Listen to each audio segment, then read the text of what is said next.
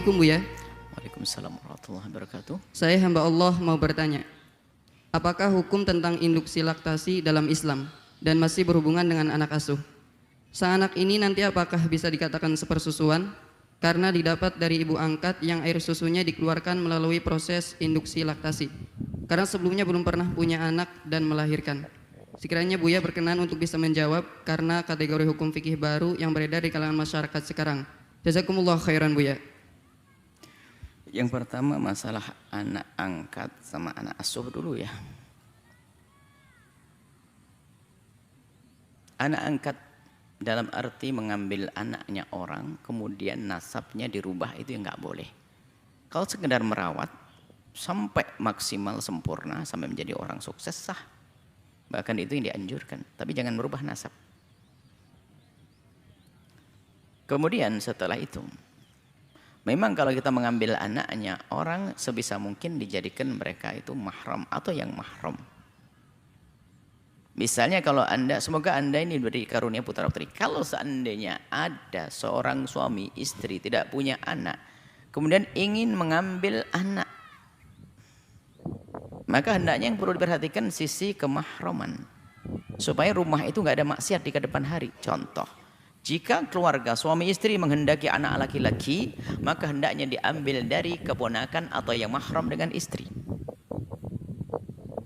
Kalau ternyata keluarga itu menghendaki anak perempuan, maka hendaknya diambil perempuan yang mahram dengan suami. Misalnya keponakan suami, sehingga keponakan suami mahram sampai kapanpun, tidak batal wudhu. Dengan istri sama-sama perempuan. Harus ini diperhatikan sisi ini. Ini diutamakan cara semacam itu. Kalau nggak ada, harus punya kewaspadaan bahwasanya setelah mereka sudah apa namanya sampai umur yang membangkitkan syahwat, maka akan diberlakukan karena lawan jenis kemahraman tadi, hukum-hukum kemahraman, haram melihat auratnya, haram berduaan dan seterusnya. Ini harus waspadai bagi orang yang memungut anaknya orang. Secara umum memungut adalah bagus, istimewa, menolong orang, tapi ingat harus ditinjau sisi hukum. Cuman kadang karena merawat dari kecil sudah terbiasa seperti anaknya sendiri. Biarpun demikian, kalau memang mereka bukan mahrammu wahai ibu yang solehah, dia laki-laki yang engkau rawat, maka harus ada kewaspadaan di sini. Harus dijalankan syariat, nggak boleh tidak.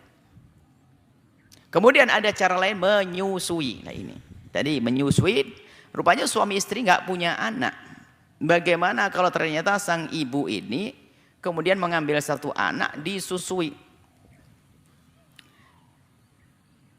dengan proses tadi? Prosesnya adalah minum obat dan sebagainya sampai keluar air susu, karena dia tidak pernah melahirkan maka tidak ada air susu. Ini pernah ditanyakan waktu itu ya, tentang seorang anak perempuan, anak gadis, tiba-tiba dia minum obat keluar susu, kalau nyusui bagaimana? Jawabannya adalah sama, bahwasanya karena memang keluar air susu, maka wanita tersebut kalau menyusui anak, syaratnya yang disusui adalah pertama kurang 2 tahun umumnya, sebelum 2 tahun umurnya, masih di bawah 2 tahun yang pertama. Susuannya adalah tidak kurang dari 5 kali susuan. 5 kali susuan dinyusui, dilepas, nyusui lagi, lepas, nyusui lagi, lepas, sampai 5 kali susuan.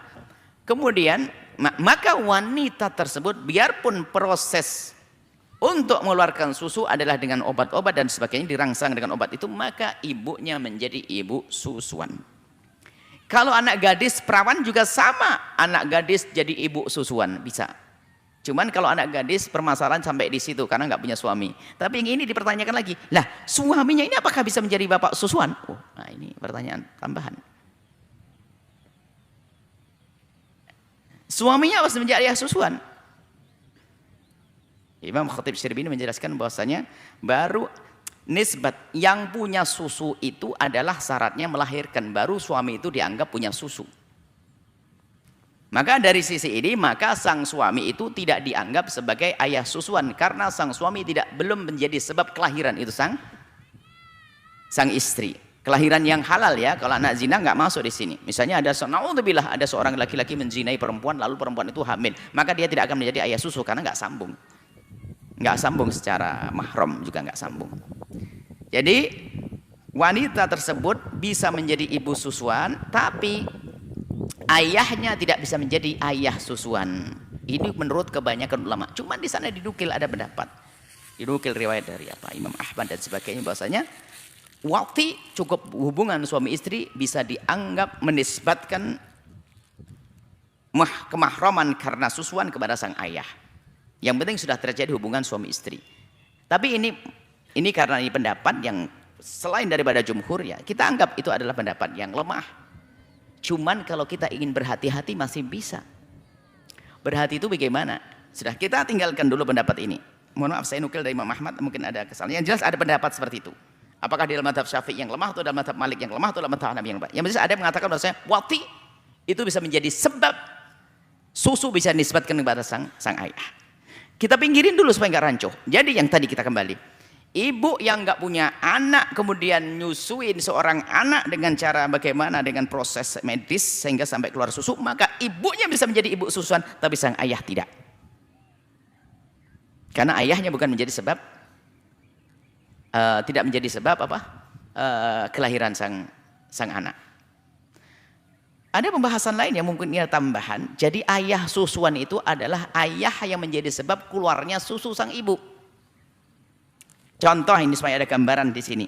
Ada seorang wanita punya suami.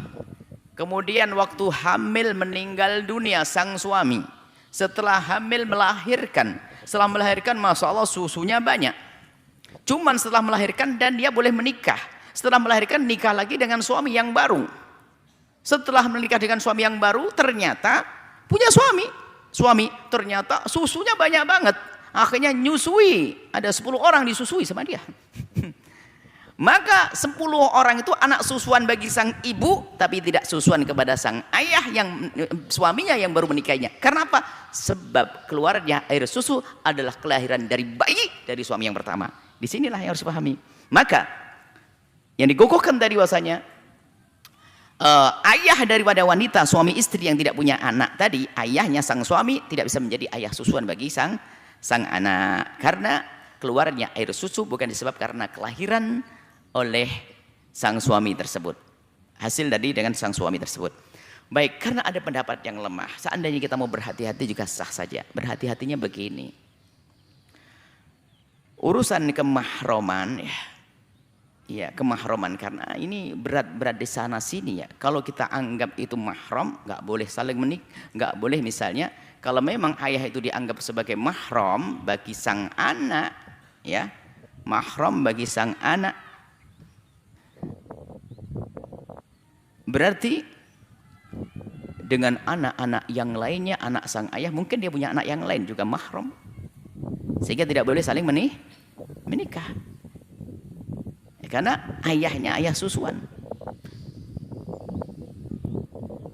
Nah ini harus waspada di hal ini. Kalau kita anggap tidak mahram, kalau dianggap tidak mahram, ya bebas nanti sang ayah ini, anak-anak yang lainnya, anaknya sang ayah ini bisa nikah dengan laki-laki yang disusui oleh istrinya. Seperti itu. Makanya harus hati-hati dalam hal ini. Maka hati-hatinya begini deh. Kalau memang laki-laki itu punya anak perempuan, punya anak laki-laki, jangan dinikahkan dengan anak disusui oleh istrinya. Ihtiyat, hati-hati. Cuman mungkin dalam urusan bergaul setiap hari, anggap saja itu ikut mendapat lemah, ya kayak dianggap mahram, sah-sah saja. Karena sudah sangat dekat dirawat dari kecil. Sebetulnya kami ini pendapat ini karena juga dimunculkan, sengaja kami hadirkan hanya untuk cari solusi saja. Sebetulnya kalau Anda ikut yang pertama, selesai. Adalah tidak sambung, selesai. Setelah tidak sambung dianggap seperti orang lain, selesai.